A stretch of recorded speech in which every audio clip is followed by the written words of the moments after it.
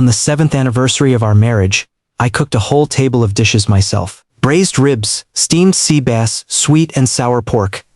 All of them were Serena's favorites. I lit the candles, opened a bottle of red wine to breathe, and even clumsily folded a paper crane to place on her dinner plate.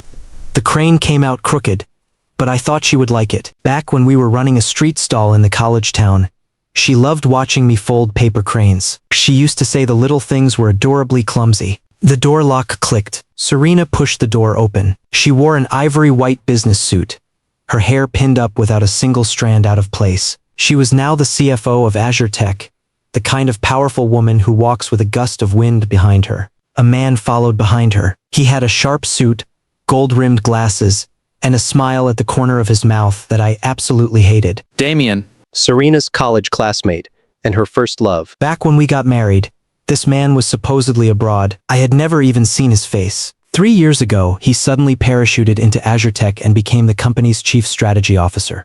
Serena's explanation at the time was, Damian spent a decade doing investment banking on Wall Street. He can help us grow the company. I believed her. Now the two of them were standing together in my living room, looking at me like I was a stray dog blocking their way. Well, isn't this romantic? Damian swept his eyes over the dining table, his tone dripping with undisguised sarcasm. Serena, your old Leo still has a sense of occasion. Serena did not respond. She stepped out of her heels and pulled a document from her briefcase. She placed it on the dining table, right on top of the crooked paper crane. Leo, sign this, she said. I wiped my hands and opened the document. 4 bold words sat at the top. Share transfer agreement. The content was not complicated. In fact, it was brutally simple. The 35% of AzureTech shares under my name were to be transferred to Serena, free of charge.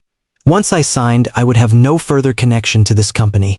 What is this supposed to mean? I looked up at her. Serena sat down across the dining table, crossed her legs, and spoke in a tone as flat as if she were discussing the weather. The company is starting the IPO process next month. The underwriters suggested the shareholding structure should be as concentrated as possible. Your shares will be consolidated under me. It makes things easier. IPO? I froze for a second. How come I didn't know about this? Well, you know now. Damian cut in from the side. He casually picked up the red wine I had been decanting, poured himself a glass, and swirled it.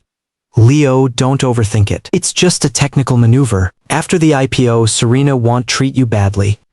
You are husband and wife after all. When he said the words husband and wife, the grin at the corner of his mouth was almost impossible to hide. I looked at Serena. Serena, let's go home and talk this through. This is theirs, nothing to talk about. Serena cut me off. Her tone finally carried a trace of impatience. Leo, do you have any idea how complicated the IPO preparations are?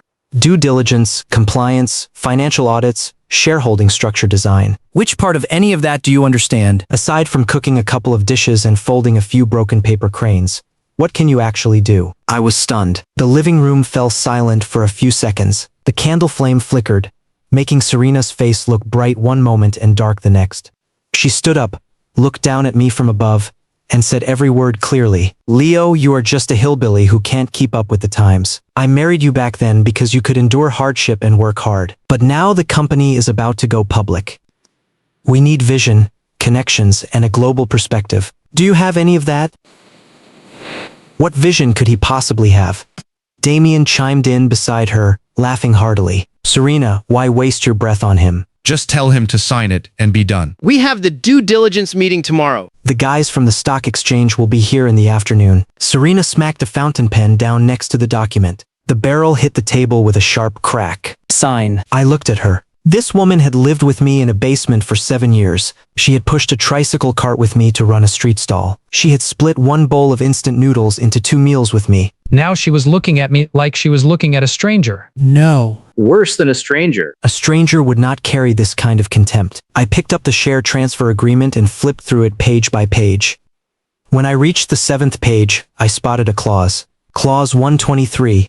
An asset joint liability clause buried in the supplementary provisions. This clause stated that after the share transfer was completed, the transferor would bear joint and several liability for all debts incurred by the company prior to the transfer. This liability would not be extinguished by the change in share ownership. The print was tiny, hidden among a dense thicket of legal clauses. A person without a legal background or relevant experience would never even notice this trap. I noticed it. This was not a technical maneuver at all. This was a setup. They were taking the shares and leaving me with the debt. AzureTech had been expanding aggressively over the past few years. Its external debt was easily several hundred million. If I signed this, my life would be completely over.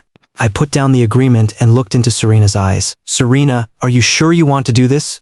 Her gaze flickered away for less than half a second, then returned to its cold state. I'm sure. Fine. I picked up the pen and wrote Leo on the signature line. Serena visibly exhaled in relief. She quickly gathered the document into her briefcase. Damian raised his wine glass and toasted me from across the room. A wise man knows when to bow to circumstances. Leo, you're a real talent. I ignored him. I turned and walked into the bedroom. I grabbed a few pieces of clothing and stuffed them into an old canvas duffel bag. This bag was the same one we had bought 7 years ago when we ran the street stall. The word struggle was printed on it, already washed so pale it was barely legible. Serena stood in the bedroom doorway watching me pack. She seemed to want to say something but held back. Finally, she pulled a bank card from her wallet and tossed it onto the bed. There is 200,000 on it. The password is your birthday. I looked at the card and did not touch it. 200,000. AzureTech's current valuation was 4 billion. My 35% stake was worth 1.4 billion. She was sending me off with 200,000, like tossing a coin to a beggar. I did not take the card. As I walked to the door with my canvas bag, Damian called out from behind me. Leo, I'll treat you to dinner sometime. The hallway motion sensor light went dark. I stood in the blackness, listening to the door behind me click shut. My phone lit up. A text from an unknown number. Only 4 words. Boss, it's done. I leaned against the elevator wall and rode down 12 floors. When the elevator doors opened, the night wind rushed in, carrying the chill of November. I stood at the entrance of the apartment complex and looked up at the lit window on the 12th floor. Behind that window, Serena and Damian were probably celebrating their victory. They thought they had kicked out a hillbilly, taken over a company, and were about to reach the highlight of ringing the IPO bell. What they didn't know was this? The name Leo in a different world was not just Leo. My name is Leo, yes, but I have another identity. President of Weston International Investment Bank, Asia Pacific, and global partner. Even Serena did not know this identity. 7 years ago, when I met her, I had just submitted an application to Weston headquarters for a 5-year identity concealment program. I needed a pure experience to hone myself. I needed to start from zero like an ordinary person and understand the underlying logic of this world. Headquarters approved it. That's why I ended up at a street stall in the college town, why I moved into a basement, and why I built AzureTech from scratch together with Serena. For those 7 years, the affairs of Weston Asia Pacific were fully managed by my deputy. All major decisions were reported to me via encrypted emails. I was not uninvolved. I was hidden behind the curtain, like a true operator, controlling this massive entity in the lowest profile way possible. Originally, my concealment period was set to end in just 1 more month. I had planned to tell Serena everything at the IPO celebration dinner. I wanted to tell her that her husband was not a hillbilly, but the helmsman of a top-tier global investment bank. I had even prepared a surprise for her. Weston Asia Pacific would lead the Series C funding round for AzureTech, tripling its valuation. But that was no longer necessary. She had turned that surprise into a joke with her own hands. I took out my phone and dialed a number. It was picked up after 2 rings. It's me, I said. Initiate Operation Clearout. The person on the other end was clearly taken aback. Boss, are you sure? That's the company you built with your own hands? Not my company, I corrected him. Her company. After hanging up, I hailed a taxi. The driver asked me where I wanted to go. I gave him an address. Weston International Tower, the tallest office building in the city, the top floor. The taxi drove into the night. The neon lights outside the window flowed past in streams of color. I leaned back in the seat and closed my eyes. Only one image played over and over in my mind. Serena raising her wine glass tonight at the celebration. She smiled too soon. The real show hadn't even started yet. At the top floor of Weston International Tower, I stood before the floor-to-ceiling windows, looking down at the skyline of this city. 3 documents lay spread across the desk behind me. The first was my identity activation confirmation letter. President of Weston International Investment Bank, Asia Pacific, Leo, Global Partner Sequence Number 4. The second was a complete due diligence report on AzureTech, a full 200 pages.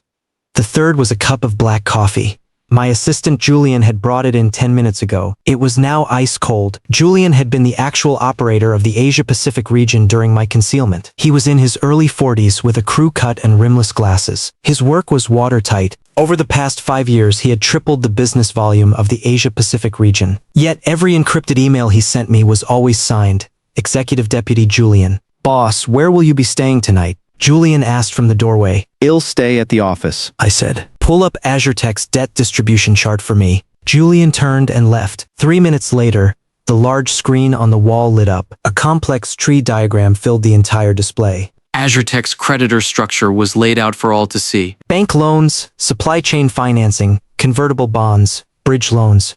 Layer upon layer, the total debt was close to 700 million.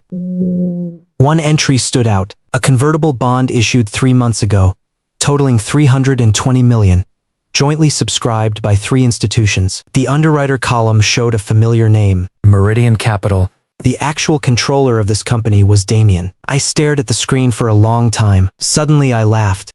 Damian, you really are a genius. Using your own company to underwrite AzureTech's convertible bonds. Left hand to right hand. All the underwriting fees, spreads, and hidden rebates in between. You pocketed every single one. Such an obvious conflict of interest. You dared to do it because you were certain no one would investigate. Or rather, you thought Serena would never investigate you. Julian, I called out. Julian appeared at the doorway immediately. From this moment on, in the name of Weston Asia Pacific, use our 3 offshore funds in the Caymans to acquire all outstanding AzureTech debt, batch by batch. I turned around and looked at him. Within 3 days, I want to secure more than 51% of the total debt without alerting anyone. Can you do it? Julian pushed up his glasses. Yes. AzureTech's creditors are relatively scattered. Aside from that convertible bond, the rest are small to medium financial institutions. No single holding exceeds 50 million. By using offshore funds to acquire them separately, we won't trigger any disclosure obligations. What about the cost? Acquiring at a 10% premium over the current market price.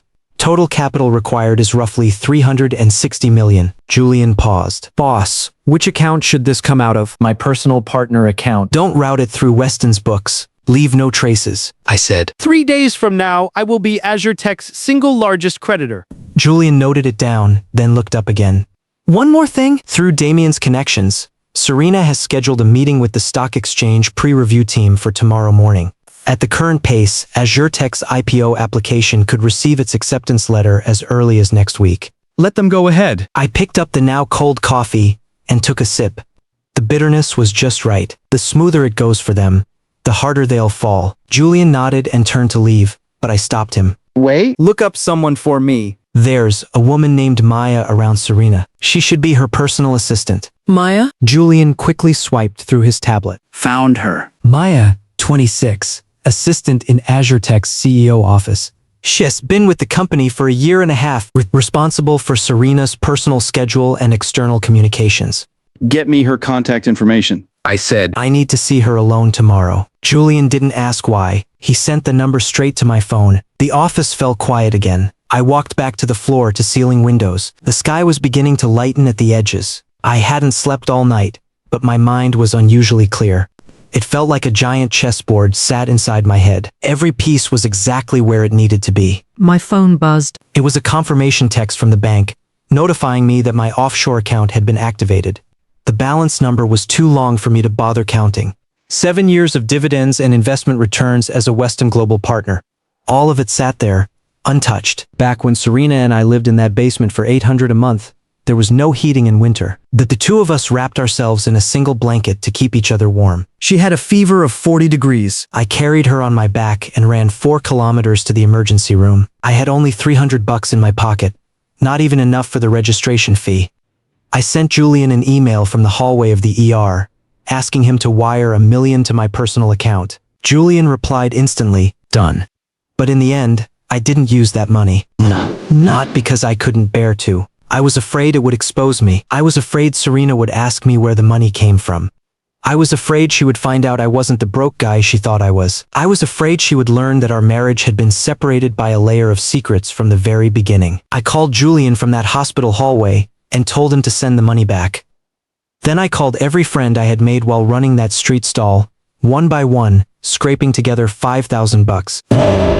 I paid Serena's medical bills. Those days were brutally hard. And they were also genuinely sweet. After Serena recovered, she held me and cried. She said she would make sure Leo lived a good life for the rest of his days. She said we would build a business together, live in a big house together, and stand at the highest point together to look at the view. Now she was indeed standing at a high point. She just had a different person standing next to her. I pulled back my thoughts and picked up the AzureTech due diligence report on the desk. I flipped to the shareholding structure page. Serena held 52%. Damian held 11%. The rest belonged to some small shareholders and an employee stock ownership platform. The report had a special note. There was a hidden related party agreement between the shares under Serena and Damian. Their actual control could exceed what the equity ratio showed. In other words, the two of them had tied themselves together a long time ago, possibly much earlier than I had imagined. I closed the report and leaned back in my chair, staring blankly at the light tube on the ceiling. The light tube buzzed faintly, like a trapped insect inside a glass shade. 7 years ago, Serena was not like this. Back then, she wore a ponytail, no makeup, and had 2 shallow dimples when she smiled. We sold handmade accessories at a street stall in the college town. She was in charge of weaving bracelets, and I did the shouting. We could earn $100 or $200 a night. After we closed the stall, we would squat under the streetlight and count the money. Coins spread all over the ground. The two of us laughed like kids who couldn't stop. She said one thing back then that I still remember to this day. "Leo, you are the greatest treasure of my life. No amount of money could ever trade you away. No amount of money could ever trade me away." Now she traded me away for $200,000. The sky had fully brightened. Julian knocked and came in, carrying a bag of breakfast. Coffee and a croissant, still steaming. Boss, have something to eat. He placed the breakfast on the desk and handed me a craft paper envelope. "The things you asked for, done overnight." I opened the envelope. Inside was a brand new set of identification documents and several credit cards. All under my name, Leo. But the titles and identities were completely different. The business card for the President of Weston International Investment Bank, Asia Pacific, was embossed with gold trim. It felt heavy in my hand. And this, Julian handed me an exquisite velvet box. I opened it.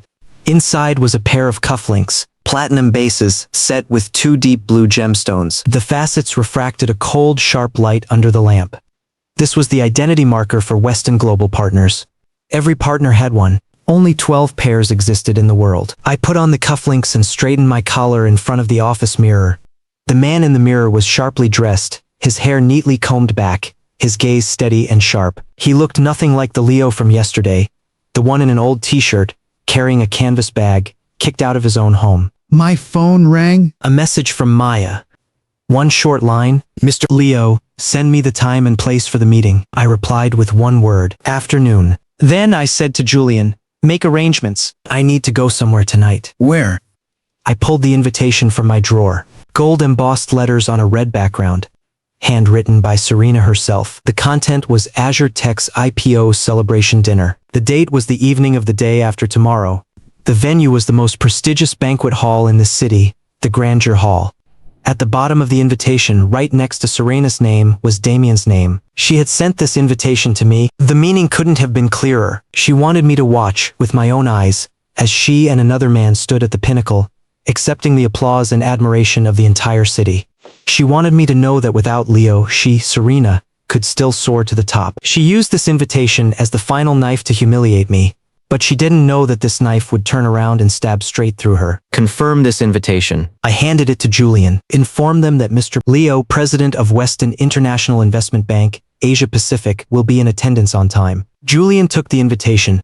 He glanced at the signature line but said nothing. He just nodded. As he turned to leave, he paused at the door and looked back. "Boss, Serena also has a dinner appointment at the Grandeur Hall tonight. She's meeting with the stock exchange pre-review team." Maya will be going with her. I smiled. Perfect. Let's send her a little welcome gift first. Maya chose a very out-of-the-way cafe for the meeting. She picked the place. It was in a back alley of the old industrial district south of the city, surrounded by factories waiting to be demolished. The cafe's sign was so small it was almost invisible. When I pushed the door open, aside from a drowsy clerk behind the counter, she was the only person in the entire shop. She sat in a booth in the corner. She wore a gray knit cardigan. No makeup, her hair casually tied in a low ponytail. Compared to the meticulously made-up female professionals in AzureTech's executive office, she looked more like a primary school teacher who had just gotten off work. Mr. Leo, she stood up.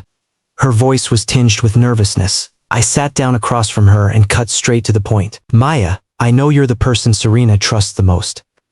Her schedule, her documents, her private communications. Everything passes through your hands. Maya bit her lip and said nothing. I asked you here today for just one question. I slid a photo across the table. It was a photo of the underwriting agreement for that $320 million convertible bond AzureTech issued 3 months ago. The underwriter column clearly showed Meridian Capital.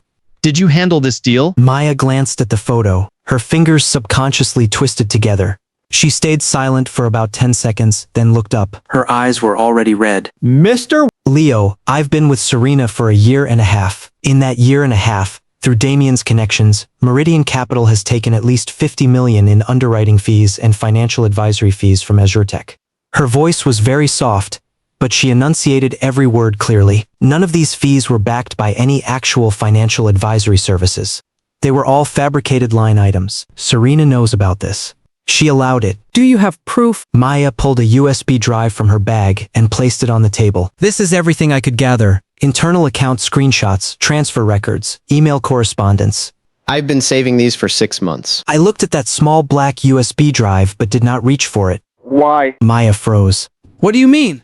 Why? Why are you willing to give this to me? I leaned back in my chair and looked at her. Serena is your boss. She pays your salary. What do you gain by betraying her? Maya lowered her head and stared at the cup of cold latte in front of her.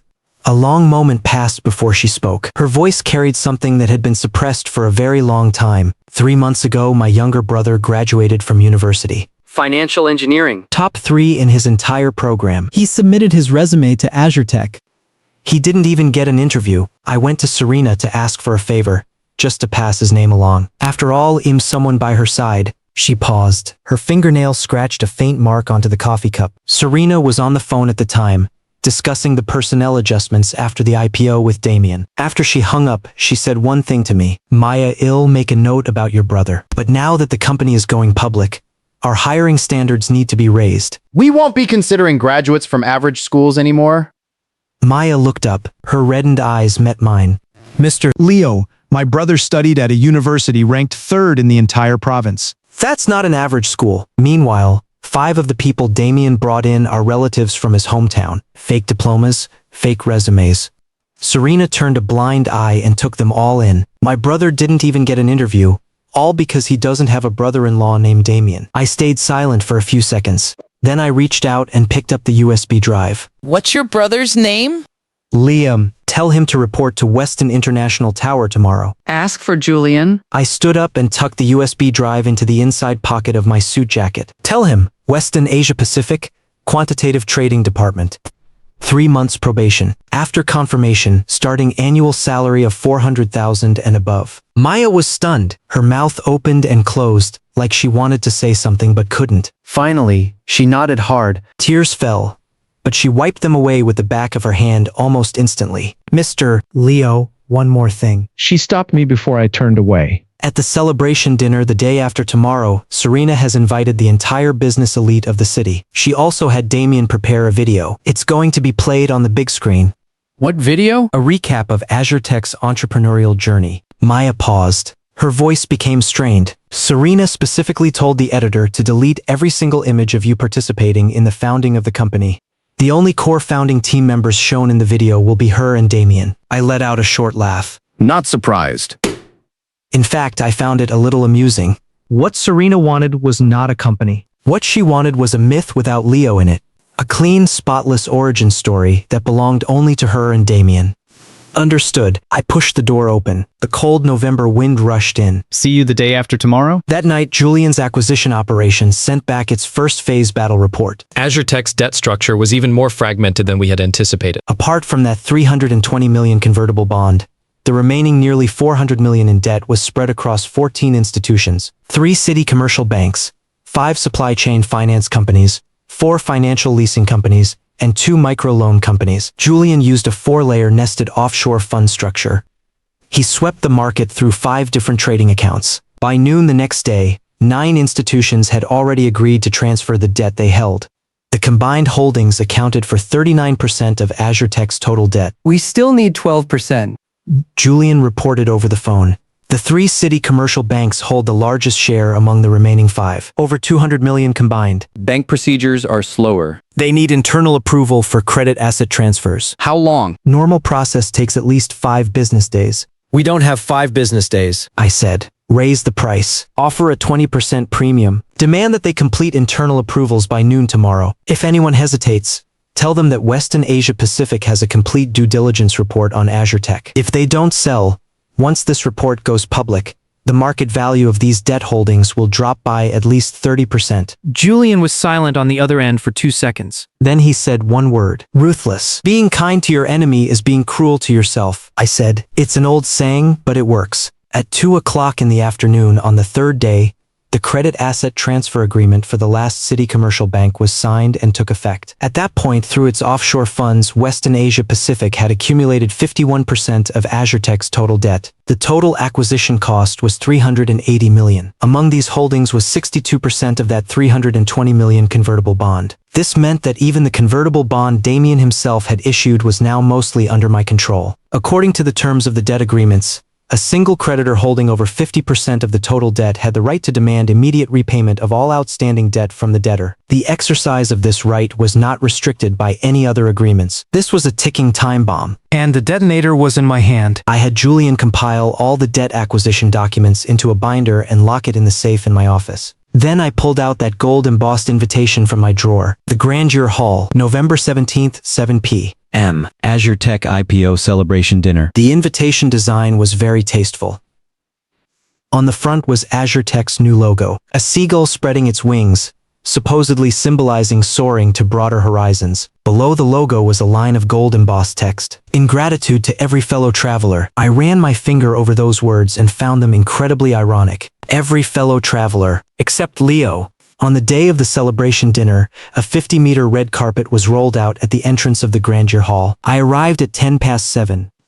10 minutes fashionably late. The Rolls-Royce stopped at the start of the red carpet. Julian got out first to open the door for me. I straightened my cufflinks and stepped onto that red carpet. The Grandeur Hall was the most prestigious banquet venue in this city, housed in a century-old building by the riverfront. The dome was high and the crystal chandeliers hung down like waterfalls frozen in midair. Tonight, the entire hall was booked by AzureTech. A massive backdrop board stood at the entrance, printed with a photo of Serena and Damian together, along with a line of bold text. AzureTech, the future is here. I paused for a second in front of that backdrop and looked at the photo. Serena wore a deep blue evening gown, her arm linked with Damian's. Her smile was radiant with triumph. Damian wore the standard expression of a successful man, chin slightly raised, his eyes filled with 4 words. I am the winner. The person manning the sign-in table in front of the backdrop was a young woman in an AzureTech uniform. She froze when she saw my invitation. Mr. Leo? She clearly recognized me. After all, I had worked as the company's COO for 3 years. Many senior employees knew me. Good evening. I handed her the invitation and gave her a small smile. Her expression was spectacular, like she had just seen a ghost. The pen in her hand nearly dropped to the floor. She quickly scanned the guest list. She found my name. The guest list did not say Leo. It said, Mr. Leo, President, Weston International Investment Bank, Asia Pacific. The girl's face went from shock to utter disbelief. She probably used every ounce of professional composure she had to squeeze out a sentence. Mr. Leo, please come in. Ms. Serena is inside. I nodded and walked into the banquet hall. The hall was already filled with nearly 200 people, men in sharp suits, women in glittering jewelry. Amid the clinking glasses and chatter was the entire top tier of the city's business elite. I scanned the room and recognized quite a few people. The governor was seated near the head table. Several CEOs of listed companies were chatting together in a group. The stock exchange pre-review team sat by the window, discussing something in low tones. Serena stood in the center of the hall, chatting with a white-haired elder. She wore a wine-red fishtail dress tonight. Her makeup was exquisite. From head to toe, she radiated the aura of a woman who had won at life. Damian stood beside her, one hand resting lightly on her waist. The gesture was intimate and natural. I stood among the crowd and did not rush forward. Julian followed behind me and spoke quietly. Boss? All the debt documents are prepared? The electronic copies have been uploaded to the legal system. They can be pulled up at any time. Not yet. I said. A good show needs to be savored slowly. Just then, the lights in the banquet hall dimmed. The big screen on the main stage lit up. The video Maya had told me about began. The first thing on the screen was a line of text. AzureTech, from 0 to 4.8 billion. It was followed by a rapid montage of black and white photos. A shabby office. A few second-hand computers. A desk buried under stacks of documents. The voiceover was Damian's, pre-recorded, his tone deep and compelling. 3 years ago, AzureTech started in a 30-square-meter office. Our founder, Ms. Serena, with her visionary insight and fearless courage, led the team through every obstacle. The photos on the screen continued to flip. The scene of signing the first funding round. Team group photos. Product launches. One after another flashing by like a slideshow. And in all of these photos, there was no me. Those 3 years I spent building this company with Serena. From the college town street stall to the first office. From the first client order to the first funding round. From 2 people to a team of 30. All of those memories, cut away frame by frame, as if the person named Leo had never existed. The final shot of the video was a photo of Serena and Damian standing side by side on a rooftop, the panoramic skyline of this city behind them. The image froze. A caption appeared. Dedicated to everyone who fought for AzureTech. The entire hall erupted in applause. Serena walked onto the stage amid the applause and took the microphone. The spotlight followed her, making her look like a queen. Thank you all for coming tonight. Her voice carried through the sound system across the entire hall, confident and poised. AzureTech would not be where it is today without the efforts of every colleague, and especially without my co-founder. She paused, and her gaze swept to Damian below the stage. Damian. Damian smiled and stood up, nodding graciously to the entire room. I stood in the crowd and watched this scene. A memory suddenly surfaced from many years ago. We had just rented our first office. Serena was squatting on the floor, painting the walls, her face smeared with paint. I wiped it off with a towel. She tilted her head up and smiled at me. She said that when the company got big, we had to hold the celebration dinner in the biggest banquet hall, and she would stand in front of everyone and thank me. Thank Leo, her husband, her best partner. Now she was indeed holding a celebration dinner in the biggest banquet hall. She was just thanking someone else. On stage, Serena continued. AzureTech is about to be listed on the stock exchange. This is a new starting point. I hereby announce. She took a deep breath, and the most brilliant smile blossomed across her face. After the IPO, AzureTech's market value is expected to exceed 4 billion. Damian and I will together open a brand new chapter for AzureTech. Music swelled. Confetti fell from the ceiling. The entire room stood and applauded like thunder. At that exact moment, I stepped out from the crowd. I walked towards the stage, one step at a time. My footsteps were drowned out by the music and applause, but for some reason, Serena still sensed something. Her smile stiffened. Her eyes swept across the crowd. And then she saw me. Her smile froze completely. Not because she saw me, but because she saw the suit I was wearing. Dark gray. Bespoke. On the left chest pocket was a platinum lapel pin. The pin was shaped like a spreading eagle, the exclusive insignia of a Weston International Investment Bank global partner. She also saw Julian following behind me. Julian, Executive Vice President of Weston Asia Pacific, a man who appeared on the covers of major financial media all year round. More than half the guests in this room recognized him. And then she saw the invitation in my hand. The gold embossed cover reflecting the stage lights. 3 words printed clearly upon it.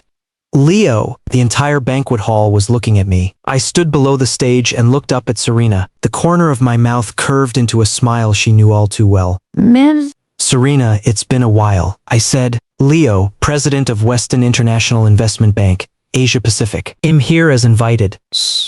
Serena's hand holding the microphone froze in midair. Her expression went through 3 changes in under 3 seconds. First, shock. Then confusion. And finally, something I had never seen on her face before. Fear. Leo? Her voice, amplified by the microphone, spread through the entire banquet hall. Everyone heard the tremor in her tone. 200 guests below the stage turned their heads in unison to look at me. A wave of hushed whispers rippled through the crowd. A few people recognized me. Looks of disbelief appeared on their faces. The governor, seated near the head table, leaned sideways and asked the person next to him, "Who is that man?" "Leo from Weston." "Since when did Weston change its Asia-Pacific president?" The person beside him answered quietly, "I don't know, but Julian is definitely standing right behind him." Julian. That name alone was a gold-plated calling card. The people in the room might not know Leo, but no one didn't know Julian. Over the past 5 years, under Julian's management, Weston Asia Pacific had completed 17 major investments. They spanned internet, new energy, and high-end manufacturing. Every single deal was at the billion-dollar level. And right now, this titan of the investment banking world was standing quietly half a step behind me. His posture was as deferential as an attendant. That spoke louder than any business card. Damian reacted first. He stood up from his seat and walked quickly to Serena's side. He leaned in and whispered a few words in her ear. I couldn't hear what he said, but I could see Serena's face growing paler by the second. Serena, keep it together, Damian said, his voice low. Then he turned to face the entire room, forced a smile, and picked up another microphone from the table. Distinguished guests, just a small interlude. Please don't mind it. This gentleman, Mr. Leo is one of AzureTech's early employees. He came back today especially to visit his old colleagues. We're very touched. His words were clever, using the term early employee to nail me into an insignificant corner, implying I was just a nobody trying to ride on their coattails. But he overlooked one thing. Julian, behind me, stepped forward. He pulled a business card from the inside pocket of his suit and presented it with both hands to the person sitting in the front row. It was the head of the stock exchange pre-review team. Governor, it's an honor. This is Mr. Leo, President of Weston International Investment Bank, Asia Pacific, and our global partner. Mr. Leo made a special trip tonight to attend AzureTech's celebration dinner. He also wanted to greet you while he's here. Weston and the stock exchange still have many opportunities for future cooperation. The governor took the card, glanced at it, and immediately stood up. He extended his hand proactively. Mr. Leo, a pleasure. When did Weston change the helmsman of its Asia-Pacific region? You kept this news very quiet? I shook his hand and smiled. A low-key appointment. I haven't had the chance to make a formal public announcement yet. Consider tonight my first public appearance. The moment these words were spoken, the entire banquet hall erupted. A global partner at Weston. There are only 12 partners globally, aren't there? Wasn't this guy AzureTech's co before? I saw him at an industry conference once. Are you dumb? He was hiding his identity, keeping a low profile. Can't you see that? Did Serena just thank Damian as her co-founder? Then what does that make Leo? The murmurs flooded every corner of the banquet hall like a tide. On stage, Serena gripped the microphone tightly. Her knuckles were white. She looked at me. Her lips moved, as if she wanted to say something, but not a single word came out. Damian's face changed too. His standard successful man expression completely collapsed, replaced by a twisted mix of shame and rage. He leaned into Serena's ear again. His voice was louder this time. I could even make out a few words. Don't panic. Don't know how he got in here. Where's security? Security never came, because Julian had already spoken with the Grandeur Hall's property management in advance. Half of the security dispatch for tonight's banquet hall answered to Weston. I walked towards the head table. Along the way, people at every table stood up to greet me. Some out of politeness. Some out of curiosity. Most out of reverence for the name Weston. I smiled and nodded at each one, as if I had returned to my own home turf. Because I had indeed returned to my own home turf. I stopped in front of the governor, the city's top business figure. One of the honored guests Serena had worked so hard to invite tonight. Governor, it's been too long. I proactively extended my hand. The governor froze for a second, then smacked the table as if suddenly realizing something. I knew you looked familiar. Last year, at the Weston Global Investment Summit, weren't you seated at the head table? Right next to that gentleman from your headquarters. What was his name? Smith? Mr. Stone, the global CEO of Weston. I smiled. The governor has an excellent memory. The governor laughed heartily. He stood up and shook my hand firmly. Mr. Leo, you really hid yourself well. I heard AzureTech was founded by you and Miss Serena together? How come Damian is suddenly the co-founder now? Is there some misunderstanding here?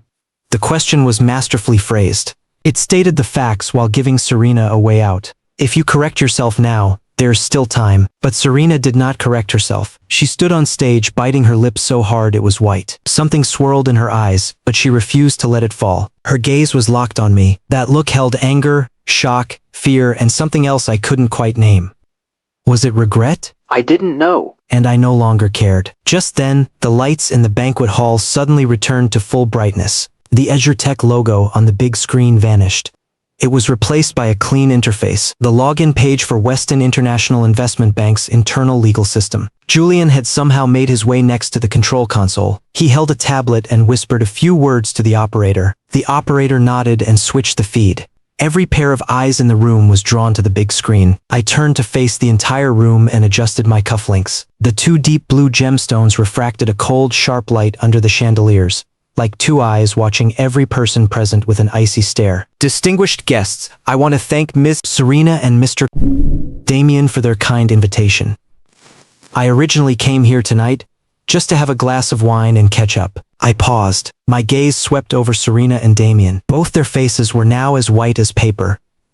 But since the screen has already been switched over, perhaps I should use this opportunity to announce a piece of unfortunate news. The room fell so silent you could hear a pin drop. Over the past 3 days, through 3 offshore funds, Weston International Investment Bank has accumulated 51% of AzureTech's total outstanding debt. My voice was unhurried, as if I were delivering the most routine investment report. In other words, Weston is now AzureTech's single largest creditor. The moment my voice fell, the room erupted into chaos. The governor's brow furrowed. The governor's smile froze. The several bank presidents seated in the corner exchanged looks of alarm. Serena staggered. She nearly tumbled off the stage.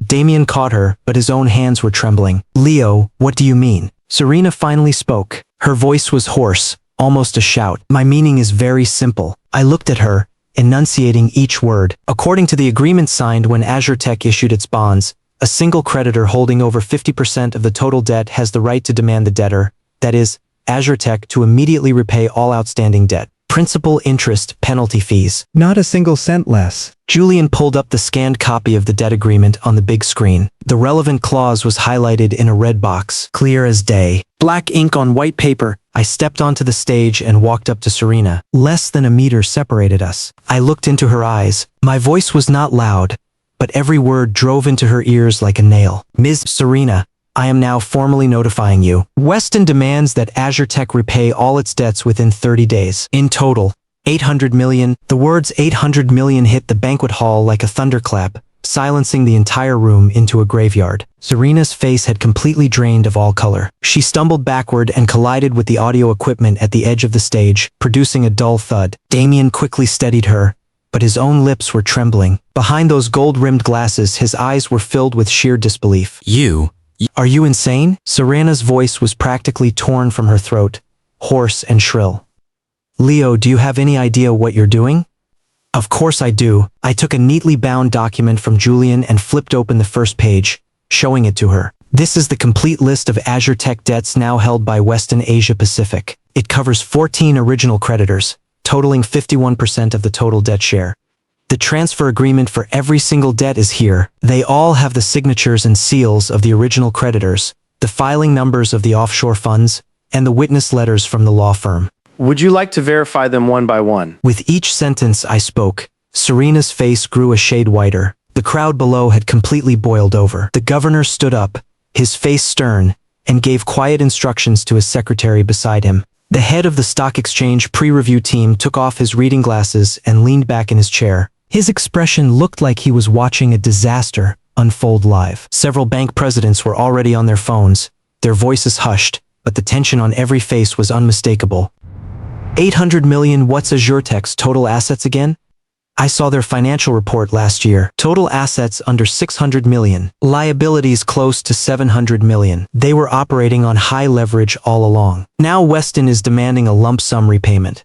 Isn't this just forcing them into bankruptcy? Bankruptcy would be the light outcome. The IPO is definitely dead. The words slashed into Serena's ears like knives. She suddenly spun around and stared at Damian. Her voice trembled with sharp accusation. Damian, didn't you say that convertible bond was foolproof? Didn't you say Meridian Capital's end was 100% secure? What the hell is going on? How could he acquire 51%? Damian opened his mouth, but no words came out. A thin layer of sweat glistened on his forehead under the lights. Say something. Serena's voice rose almost to a scream. I watched the two of them tear into each other without a ripple of emotion in my heart. It wasn't coldness. It was numbness. Like a man standing on the shore watching a ship on fire. The people on board were once your companions, but you knew that ship had nothing to do with you from the moment it left port. Ms. Serena, let me clarify a few things. I closed the document. My voice was calm as if delivering a routine report. First, AzureTech's current total external debt is $780 million. Among that, short-term debt due within 3 months exceeds $300 million. Meanwhile, your company's cash on hand, according to the latest quarterly financial report, is less than $40 million. My voice was even and unhurried, but every number I dropped slammed the room into dead silence. Second, due to the surging risk of debt default, AzureTech's ongoing IPO application with the stock exchange is hereby automatically suspended. Governor, it'll trouble you to help process the formal notification when you return. The Stock Exchange Review Department should be more than happy to cooperate. The governor nodded expressionlessly. He was a seasoned veteran. He knew exactly which side to stand on in a situation like this. Weston was a top-tier global investment bank. The cooperation between the stock exchange and Weston was far more important than a single AzureTech, let alone suspending an IPO review. Even an on-the-spot rejection wouldn't make him bat an eye. Third, I turned to Serena and met her gaze directly. That share transfer agreement you had me sign 3 days ago. I did sign it.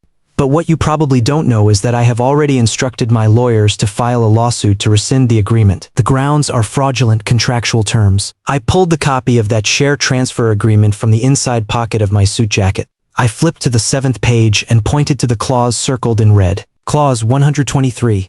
The Asset Joint Liability Clause. You took all the equity from me, while leaving me with the entirety of the company's debts. A clause this manifestly unfair would be thrown out by any court in this country. Ms. Serena, do you not even have this basic legal knowledge? Serena's body swayed. Damian was quick to grab her arm, but she flung his hand off. Her hair came loose. Strands of it stuck to her forehead. She looked utterly wretched. Leo. She gritted her teeth. Her eyes were bloodshot. Her voice came through clenched jaws. What exactly do you want? You're throwing away 7 years of feelings, Miss Serena. I raised a hand and cut her off. My voice did not rise half a decibel, but my tone carried an unquestionable finality. From this moment on, you will address me as Mr. Leo. She was stunned. 7 years of feelings? You bought them for $200,000 3 days ago. I looked at her and said the words one by one. You set that price? Not me. The entire room fell silent once more. A female entrepreneur in the front row covered her mouth with her hand. The person next to her shook his head with a sigh. The governor sat back down, his expression complicated as he looked at me, then at Serena. Finally, he sighed and pushed his wine glass aside. Serena's body slid down the audio equipment and collapsed onto the edge of the stage. She lowered her head. Her shoulders heaved violently. She was either crying or trembling. That expensive wine-red fishtail dress sprawled on the floor, stained with the dust from the stage edge. Damian stood beside her, utterly lost. He looked at Serena, then at the guests below the stage, then towards the exit. His eyes flickered erratically. I knew exactly what he was thinking. He was thinking about how to slip away. Too bad. It was too late. I crouched down and leveled my gaze at Serena, slumped on the stage edge. She lifted her head. Her mascara had smeared into dark circles. She looked wretched and shattered. She looked at me with an expression so complicated it was hard to read, as if looking at a stranger she had never truly known. Serena, I said. My voice was very soft, so soft only she could hear. You thought you were kicking out a stray dog, but you never considered that the dog might actually be the owner of the entire mountain. Her pupils contracted sharply. I stood up and turned to face the guests. My voice returned to normal volume. Distinguished guests, I'm afraid tonight's celebration dinner must end early. However, since everyone is already here, allow me to add one more thing. Weston Asia Pacific will soon establish a $10 billion industrial M&A fund in this city, focusing on high-end manufacturing and the digital economy. Any institutions interested in cooperation are welcome to contact my assistant, Mr. Julian. With that, I straightened my suit and stepped off the stage. The crowd parted automatically to make way for me. Every face along the path was etched with varying degrees of shock, awe, and curiosity. Julian followed behind me, his stride steady, his expression as calm as ever. When I reached the doorway of the banquet hall, I paused. I looked back at the stage. Serena was still sitting on the stage edge, surrounded by a few AzureTech employees. Damian stood to the side, his face ashen, staring intently at his phone screen. He was probably calling in favors, lawyers, anyone who could help him turn this around. Let him look, he could turn over every bank and investment firm in this city. No one would dare touch AzureTech's debt, because right now, everyone in the city's financial circles knew one thing. Mr. Leo, President of Weston Asia Pacific, was liquidating this company. No one would offend the master of the entire ocean just to save a sinking wreck. Serena was still slumped on the edge of the stage, but Damian had already made his move. He did not go to help Serena. He did not try to steady the situation on site. While everyone's attention was still glued to Serena, he quietly retreated 3 steps backward. He pulled his phone from the inside pocket of his suit, turned his back, and spoke a few words into the receiver in a hushed tone. I couldn't hear what he said, but his speech was rapid and urgent. He was giving someone orders. Then he began moving towards the side door of the banquet hall. The side door connected to the grandeur hall's back kitchen corridor. Beyond that was the parking lot. He moved carefully, neither too fast nor too slow, trying not to draw anyone's attention. If I hadn't been watching him the entire time, he might have actually slipped away. Damian. I stood at the main entrance of the banquet hall. My voice was not loud, but it was enough for half the room to hear. Leaving so soon? Your girlfriend is still sitting on the floor. Damian's footsteps came to an abrupt halt.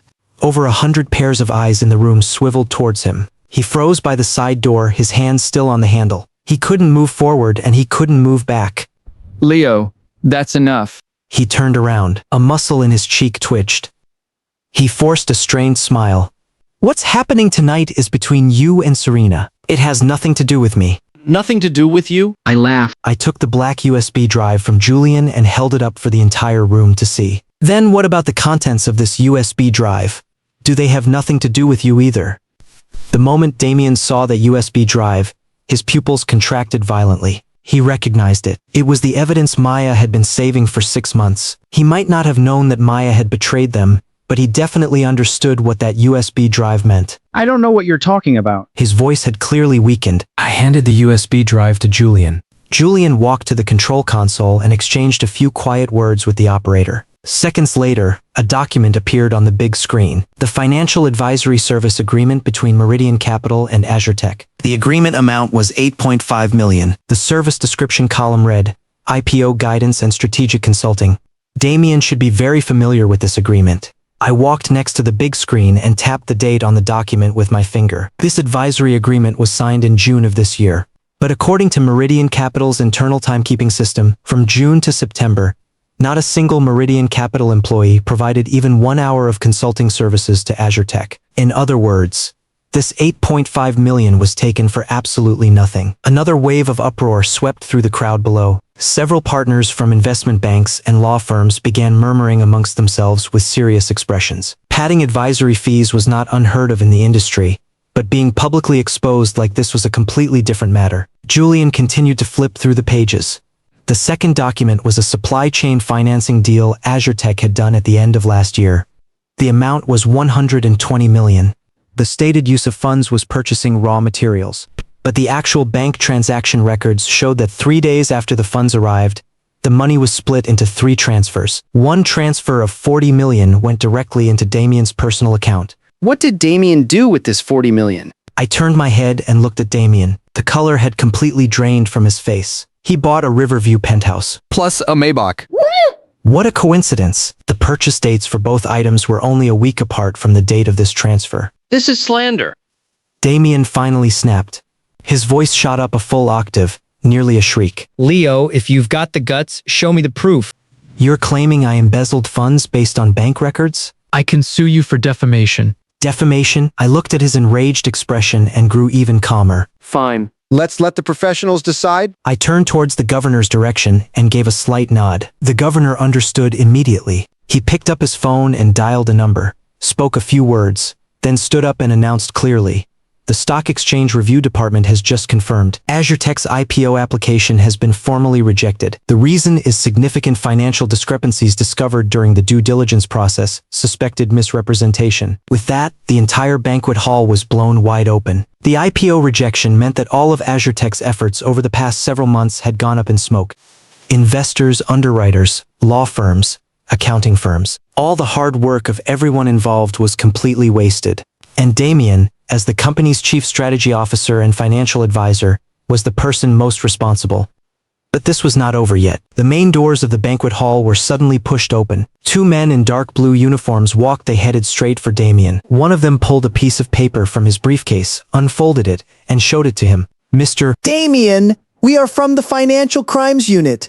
Based on a filed report, you are suspected of using your position to embezzle company funds and falsify financial documents. The amounts involved are substantial. We are hereby placing you under formal summons. Please cooperate with the investigation. Damian's face completely collapsed. His lips trembled. He couldn't say a single word. The two investigators stood on either side of him. They hadn't put him in handcuffs, but their posture said everything. There was no escape for him. Serena's head shot up. Seeing this scene, she sprang up from the floor as if electrocuted. Damian! She screamed and lunged forward, grabbing Damian's arm. What are you doing? What right do you have to take him away? I'm the legal representative of this company. I didn't file any report. You can't, Ms. Serena.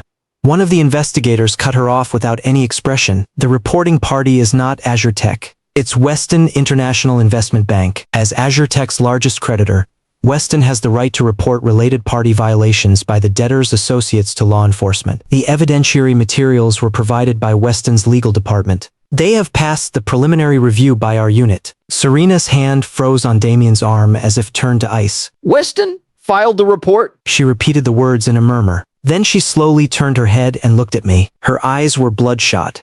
Her eye sockets were swollen and red. Her face was streaked with tears. That exquisite makeup had long since been destroyed beyond recognition. She looked at me like she was looking at someone she had never met before. Leo, you are so cruel. Her voice was hoarse and broken. Every word scraped across sandpaper. 7 years as husband and wife. And you do this to me? I didn't answer her. I turned to the two investigators and nodded. Thank you both. All evidentiary materials have already been submitted to your unit. Weston's legal department is on standby for any follow-up cooperation needed. The two investigators nodded. They led Damian towards the door. Damian walked very slowly, as if his legs were filled with lead. When he passed by me, he paused. He looked at me with an extremely complicated expression. Leo? What exactly are you? His voice was very soft, almost to himself. You were obviously just a hillbilly running a street stall. How can you be the president of Weston? It's impossible, it just doesn't make sense. Damian, I looked at him. My tone was as casual as two old friends saying goodbye. You spent a decade on Wall Street doing investment banking. And you still haven't learned how to do the most basic investment due diligence. Do you know why you lost? He stared at me blankly, because from the bottom of your heart, you never saw me as an opponent. You thought I was just a hillbilly. So you never bothered to dig into my background. You never wondered how a hillbilly could help you build a company from 0 to 4.8 billion. And you especially never wondered why, every time you pulled something shady at Meridian Capital, someone quietly helped you smooth out the books. I smiled and patted his shoulder. That was me, Damian. Those kickbacks you took, those benefits you pocketed, I let you have all of them on purpose. I was saving them as today's evidence. Damian's face turned ghastly white. His mouth opened. He seemed to want to say something more, but the investigators gave him no more time. The two of them gripped his arms and swiftly walked him out, the doors of the banquet hall. The moment the doors closed, Serena's legs finally gave out. She collapsed to her knees on the floor. Her wine-red fishtail dress spread out around her, like a flower that had bloomed and wilted. The banquet hall was oppressively silent. After Damian was taken away, no one dared to speak loudly. Over 200 guests looked at each other, unsure of what would happen next. Some secretly pulled out their phones and snapped a few photos.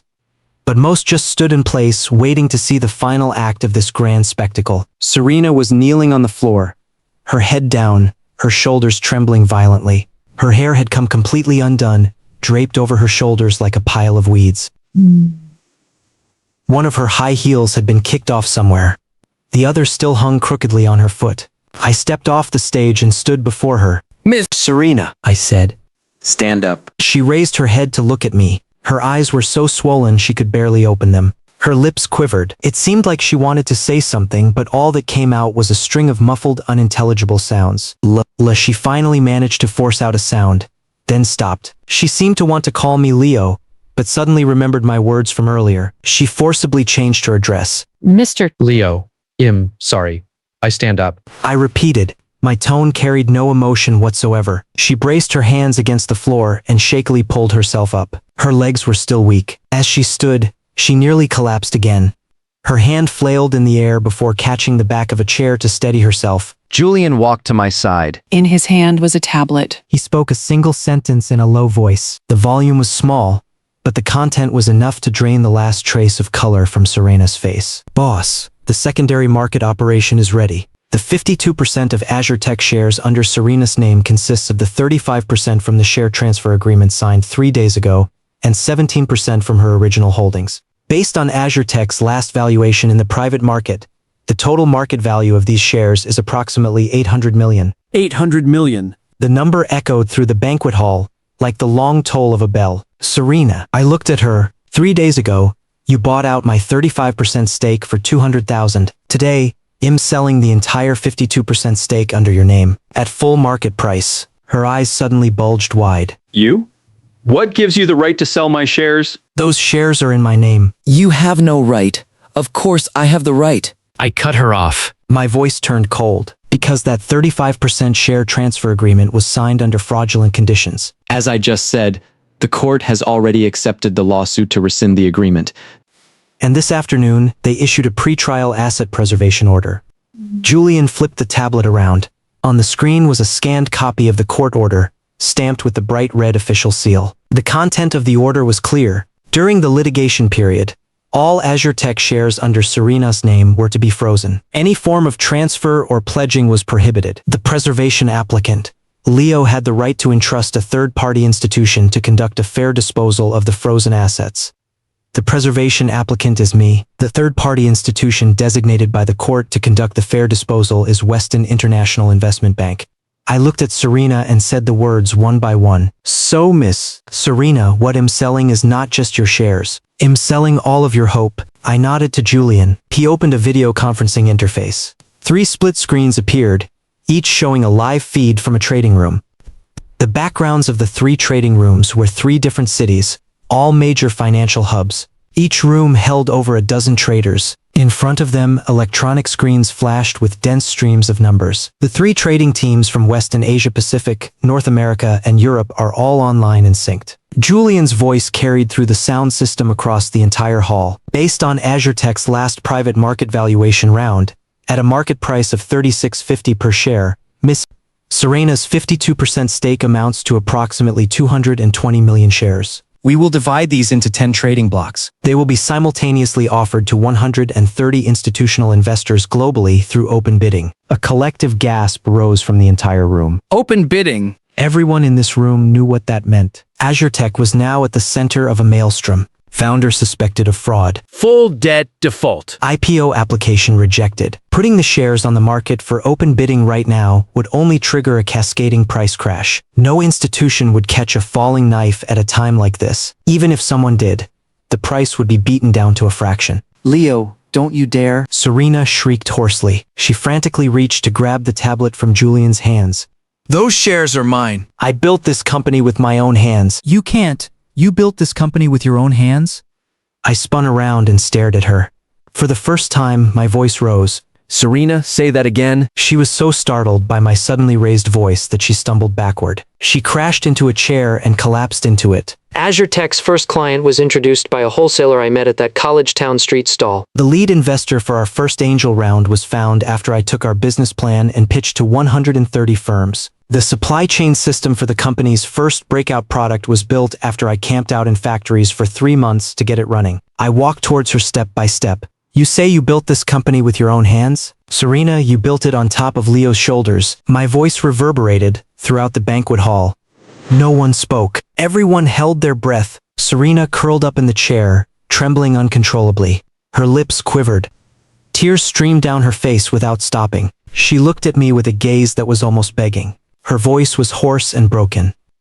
Leo, I was wrong. I truly know I was wrong. Please let me go. Okay? I'm begging you. I didn't look at her. I turned to the big screen and said one word to Julian. Sell. Julian pressed the enter key. The numbers on the big screen began to jump. The 10 trading blocks were simultaneously pushed to the terminals of 130 institutional investors worldwide. The quoted price initially showed the market price, $36.50 per share. Total value approximately 800 million. Then the numbers started dropping. 35. 33. 28. No one placed a bid. Every institution that received the offer was in a wait-and-see mode. Over 30 institutions even closed the window the moment they saw the name AzureTech. 19. 14. 9.3. The numbers kept falling, like boulders tumbling off a cliff, crashing all the way to the valley floor. Everyone in the banquet hall stared at the big screen. Some covered their mouths. Some bowed their heads. Some simply turned around, unable to watch any longer. Serena slid off the chair and fell to her knees. Her hands pressed tightly over her ears, refusing to look, refusing to listen. Her body shook violently. Her sobs squeezed out from her throat, like the cries of some dying animal. The numbers on the big screen finally stopped. Every single block of shares had found a buyer, but the transaction price had crashed to a fraction of the issuance price. The final average transaction price, 3.10 per share. Total transaction amount, less than 70 million, from 800 million to 70 million. In the blink of an eye, ashes to ashes, I said to Julian, "Let's go," and turned towards the door. From behind me came the sound of rapid footsteps. Then Serena threw herself forward. She grabbed my leg tightly, kneeling on the ground, her face pressed against the hem of my trousers. She sobbed so hard her entire body convulsed. "Leo, don't go." Her voice was completely destroyed, like a broken gong. 7 years of feelings, have you forgotten? The college town, the basement, that high fever. You carried me on your back and ran so far. Leo, have you forgotten? I stopped walking. The lights in the hall shone down on me, casting a long shadow. I looked down at the woman kneeling at my feet. She was once the person I loved most, the person I was willing to hide my identity for 7 years for, the person I had warmed with my own body heat on every cold night. But that was no longer true. Some things once broken cannot be put back together. I crouched down. I reached out and pried her fingers off the hem of my trousers, one by one. With each finger I loosened, she cried harder. By the time I loosened the last one, she could no longer make a sound. She just opened her mouth, silently sobbing. I picked up the high heel that had fallen from her foot and placed it beside her. "Serena." I stood up and said her name for the last time. "You once laughed at me for being a hillbilly, so let me show you. With a flip of a hillbilly's hand, you can lose everything." I turned around and didn't look at her again. Behind me came the sound of her heart-wrenching sobs, like a dull knife sawing back and forth through the air. But I didn't look back. The moment I stepped out of the grandeur hall's main entrance, the river wind hit my face. It was cold and clean. I took a deep breath and expelled every last particle of air in my lungs that belonged to AzureTech, to Serena, to the past 7 years.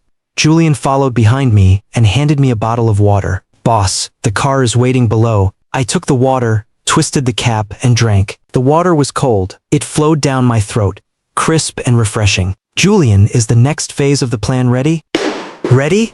The teams in both Southeast Asia and Europe are standing by for your orders." "Good." I tossed the water bottle into the trash, adjusted my collar, and said, "Let's go." The river wind was strong. It whipped the edges of the red carpet at the entrance of the grandeur hall until they curled up. I walked down the steps.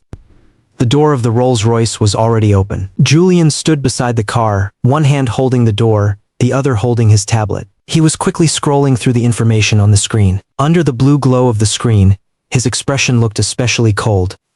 "Boss, news just came in from the Financial Crimes Unit. Damian confessed to everything in the interrogation room." Julian looked up. In addition to the embezzlement and document falsification we submitted, he also admitted to 3 other related party transactions we hadn't discovered before. The total amount involved exceeds 90 million. Meridian Capital's accounts have been simultaneously frozen. The remaining cash on the books is less than 3 million. 3 million? I snorted. His Maybach alone was worth more than 3 million. The car and the apartment were both financed. The down payment came from AzureTech's money. The monthly payments were covered by the advisory fees Meridian Capital shuffled back and forth. Julian pushed up his glasses. His tone was flat, like he was reading the weather report. "Now both funding streams have snapped simultaneously. The banks will initiate mortgage asset disposal procedures tomorrow. All assets under Damian's name are expected to be liquidated within a month." I nodded. I was just about to get into the car when hurried footsteps came from behind. These were not the sounds of high heels. They were the sounds of bare feet hitting the concrete. Dull and rapid, mixed with hoarse, ragged breathing. I didn't look back. Serena rushed out of the main doors of the grandeur hall. She was barefoot. The high heel on her other foot had also been kicked off somewhere along the way. That wine-red fishtail dress had a long tear in the hem. Her hair was a wild mess. The makeup on her face was so smeared that her original features were unrecognizable. She stumbled down the steps and tripped on the last one, sprawling forward onto the red carpet. Her knees hit the ground with a dull thud, but she didn't stop. She practically crawled and scrambled to throw herself behind me. Both of her hands grabbed tightly onto the hem of my suit jacket. Leo. Her voice was completely shattered. Every word seemed to tear out from the deepest part of her throat. Don't go, please. Don't go. I truly know I was wrong. I stopped walking and looked down at her hands, clenched white-knuckled in the fabric of my jacket. Her fingernails had broken.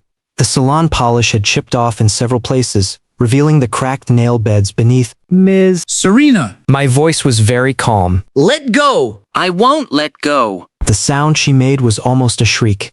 Her voice echoed across the empty riverfront. Several security guards in the distance turned their heads to look, but none dared to approach. Leo, listen to me. It was Damian. It was all Damian's idea. He said your 35% stake would affect post-IPO control. He said you were dead weight. He said as long as we kicked you out, AzureTech would belong to me and him. I was fooled by him. Leo, I was fooled by him. She was trembling from head to toe. Tears mixed with mascara ran down her cheeks, tracing black streaks across her face.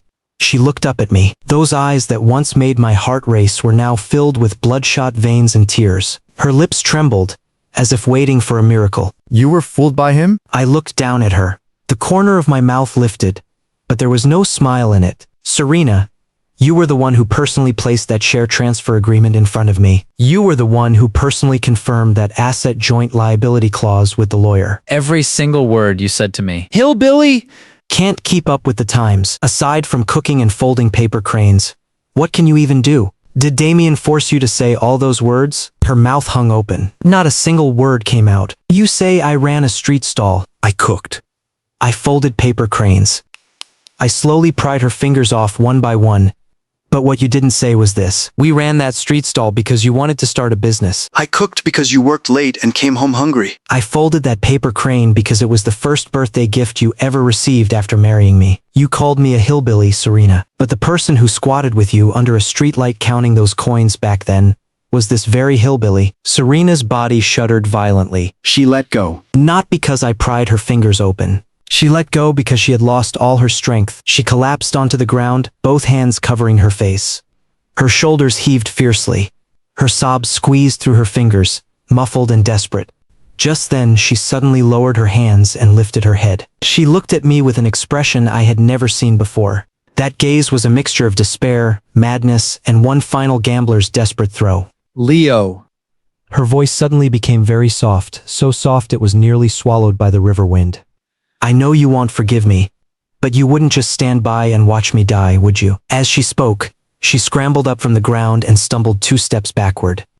3 meters behind her was the stone railing along the riverfront. Beyond the railing was a drop of over a dozen meters down the embankment. Below was the deep dark water of the river. The November river water was bone-chillingly cold. No one who fell in would survive more than 3 minutes. If you walk away today, she looked at me, tears streaming uncontrollably. Yet the corner of her mouth tugged into what could only be called a devastating smile. Ill jump from here. Julian instinctively took a step forward to stop her. I raised my hand and held him back. I looked at Serena for a full 5 seconds. In those 5 seconds, I thought about a lot of things. I remembered that rainy night 7 years ago in the college town. She came running through the puddles and shoved a hot roasted sweet potato into my hand. She said she wanted to spend the rest of her life with me. I remembered that night in the basement when she had a high fever. Her burning hand gripped my fingers tightly. In her daze, she kept calling my name. I remembered the first time we signed a major client. She was so happy she jumped up and down in the office, threw her arms around my neck, and wiped all her tears and snot onto my shirt. I also remembered 3 days ago. She looked down at me from above and said, Leo, you are just a hillbilly who can't keep up with the times. The 5 seconds were over. I walked up to Serena. Less than an arm's length separated us. She tilted her head up to look at me. A flicker of hope flashed through her eyes. She thought her threat had worked. She thought I would soften. She thought this last card could turn the tables. Serena, I said. You won't jump. Her expression froze. Do you know why I say that? I looked into her eyes. My tone was as flat as analyzing a math problem. Because you have only ever loved yourself. You abandoned me for Damian not because you loved him. It was because he could help you go public. You are kneeling here crying in front of me, not because you regret anything. It's because I won. You're using jumping into the river as your last card to play. At the core, this is still a negotiation. It's not genuine despair. A person like you, How could you possibly bear to die? The last flicker of hope in her eyes shattered like glass. I turned and walked towards the car. I didn't look back at her again. Julian opened the car door for me. Before I paused and turned back to glance at the massive backdrop board at the entrance of the grandeur hall. The AzureTech logo was still lit. That seagull spreading its wings still glittered in the night sky. The gold letters beneath it, "The future is here," looked especially ironic now. Julian, I said. Yes. Notify the legal department tomorrow. Initiate AzureTech's bankruptcy liquidation process. As the largest creditor, Weston will petition the court to appoint a bankruptcy administrator. All remaining assets will undergo forced liquidation. The proceeds will first repay Weston's debts. Whatever scraps are left can go to the other creditors. Understood. Julian quickly noted it down on his tablet. Also, I glanced at Serena, collapsed on the red carpet. Prepare a press release about tonight's events. Release it through Weston's official channels at 10 a.m. tomorrow. No sensationalism. Just the facts. AzureTech founder Serena and executive Damian suspected of contract fraud. IPO application rejected. Company entering bankruptcy liquidation. Make sure the entire city knows. Julian adjusted his glasses and hesitated for a second. Boss, does your name need to appear in the press release? No. I got into the car and leaned back against the leather seat, closing my eyes. The name Leo has nothing to do with AzureTech anymore. As of tonight, the car door closed, cutting off all sound from outside. The river wind, the sobs, the distant sirens. All of it was shut outside. Inside the car, it was as quiet as another world. The Rolls-Royce pulled away smoothly and left the grandeur hall behind. I didn't look back. It wasn't that I couldn't bear to. I genuinely didn't want to anymore. 3 months later. In the office on the top floor of Weston International Tower, I stood before the floor-to-ceiling windows, looking out at the city in early spring. The ice on the river had melted. Sunlight shone on the water, creating shimmering waves, like a scattering of crushed gold. Steam rose from the coffee on my desk. Julian had just brought it in. A lot had happened in these 3 months. So much that I barely had time to think back to that night. AzureTech's bankruptcy liquidation was fully completed in January. The court-appointed bankruptcy administrator auctioned off the company's remaining assets. As the largest creditor, Weston recovered roughly $230 million. It was less than a third of the total debt. But that money no longer mattered to me. What mattered was that the name AzureTech had disappeared entirely from the business registry system. It was as if it had never existed. Damian's case was sentenced just before the new year. Embezzlement, Misappropriation of funds, falsification of financial documents. 3 counts combined. Sentenced to 8 years. Meridian Capital had its business license revoked. All assets under Damian's name were judicially auctioned. The proceeds were distributed proportionally to the victims. They said that as he was escorted onto the prison bus, he kept looking back towards the courthouse entrance, as if searching for someone. Serena never showed up. Serena had vanished from everyone's radar. After that night at the celebration dinner, no one knew where she went. Some said she had returned to her hometown. Some said she had gone down south. Others said they had seen her at the train station, dragging a small suitcase, no makeup, wearing an ordinary down jacket and sneakers. The Serena who was once the high-spirited CFO of AzureTech never appeared in this city again. I read through these pieces of news one by one. Then I deleted them one by one. Julian knocked and entered. He held a document in his hand. Boss, the proposal for the Southeast Asia Merger and Acquisition Fund has been approved by Headquarters Investment Committee. The initial scale is $5 billion. The primary focus will be digital economy projects in Indonesia and Vietnam. Headquarters wants you to personally go to Singapore next month to officiate the fund's launch ceremony. Arrange it. I signed the document and handed it back. Julian took the document but didn't leave immediately. He stood in front of the desk, his expression somewhat hesitant. Say what you need to say. I didn't look up. I flipped open the next report. This morning, someone waited in the lobby downstairs for 2 hours. Julian said, Maya. I looked up. Send her up. 3 minutes later, Maya walked into my office. She wore a light gray cashmere coat. Her hair was cut shorter. She looked much sharper than she had 3 months ago. She held a bag in her hand. She stood at the doorway, looking at me with some nervousness. Mr. Leo. Her voice was much steadier than before. I came to thank you. Thank me for what? I gestured for her to sit.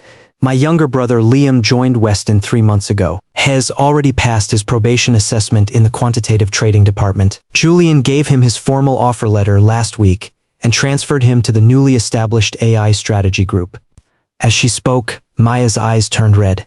But this time, she held back the tears. Mr. Leo, if it weren't for you, you don't need to thank me. I cut her off with a smile. Liam got into Weston on his own merit. And you don't need to thank anyone either. When you gave me that USB drive back then, it was your own choice. Everyone must take responsibility for their own choices. You chose to help your brother? So your brother got his opportunity.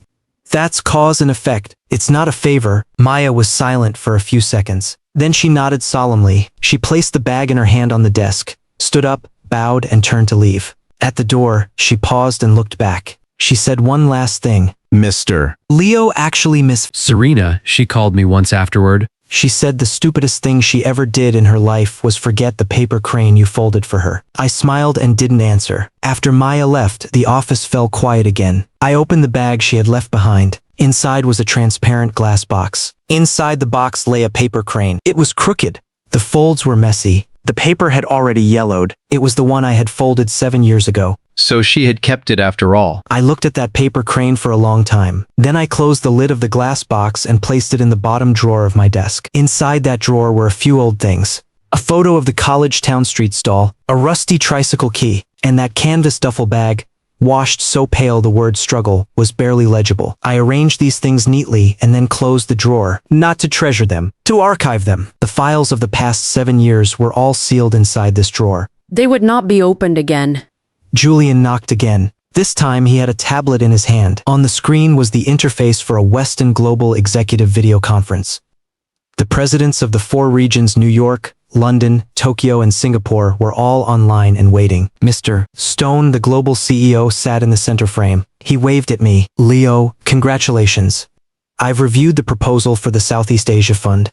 It's very impressive. Headquarters is in unanimous agreement. You are the most daring of Weston's 12 global partners. Stone laughed. Seriously, what exactly did you go through during those 7 years in hiding? How did you come back so sharp? I leaned back in my chair. The corner of my mouth lifted slightly. I didn't go through much, Stone. I said. I just learned what to cherish and what to throw away. Stone burst out laughing. The other regional presidents joined in. In the relaxed atmosphere, the Weston Global Investment Committee spring meeting officially began. The first agenda item jumped onto the big screen. Global Emerging Market Layout Strategy. Outside the window, spring had already arrived in the city. Sunlight streamed through the floor-to-ceiling windows and fell across my desk, illuminating the gold embossed nameplate sitting there. Leo President, Weston International Investment Bank, Asia Pacific. Global Partner. Age 32, the youngest partner in Weston's global network. 7 years ago, when I was running a street stall in the college town, I would never have imagined this day. But I didn't think those 7 years were a waste. On the contrary, those 7 years taught me more about the underlying logic of this world than anyone else sitting in a boardroom. Trust and betrayal, loyalty and deceit. The invisible line between holding the line and crossing it. Without those 7 years, there would be no Leo of today. After the meeting ended, I turned off the screen and walked to the floor-to-ceiling windows. On the other side of the river stood the Grandeur Hall. That century-old building gleamed under the afternoon sun. The traces of that night 3 months ago had long since been erased. The red carpet was gone. The backdrop was gone. Even the name AzureTech had faded from everyone's memory. The defining trait of this city was its forgetfulness. Today's trending topic became tomorrow's forgotten footnote. Serena's name had become the biggest joke in the city. But before long, even that joke would be replaced by new gossip. That was the city I loved. Ruthless, efficient, never looking back. Julian finished organizing the meeting documents. He walked up behind me and asked the question he had been holding back for 3 months. Boss, do you have any regrets? I looked at the river outside the window and stayed silent for a long time. No regrets, I said. But it is a pity. Not a pity about how this marriage ended. She chose that ending herself. The pity is that she could have been standing with me at this very window, looking at this very view. She was the one who drew the curtains shut with her own hands. Julian said nothing more. He quietly closed the door behind him as he left. I was alone in the office. I picked up the glass box on the desk and studied the crooked paper crane inside. Then I placed it back in the drawer. The sound of the drawer closing was very soft, like a period falling at the end of a very long story. No sigh. No lament. No lingering bitterness. The time had simply come to turn the page. I picked up my jacket and pushed the door open. At the end of the hallway, the elevator doors were slowly sliding open. The lights inside were bright and warm, like a tunnel leading to the next 7 years. I adjusted my cufflinks and stepped in.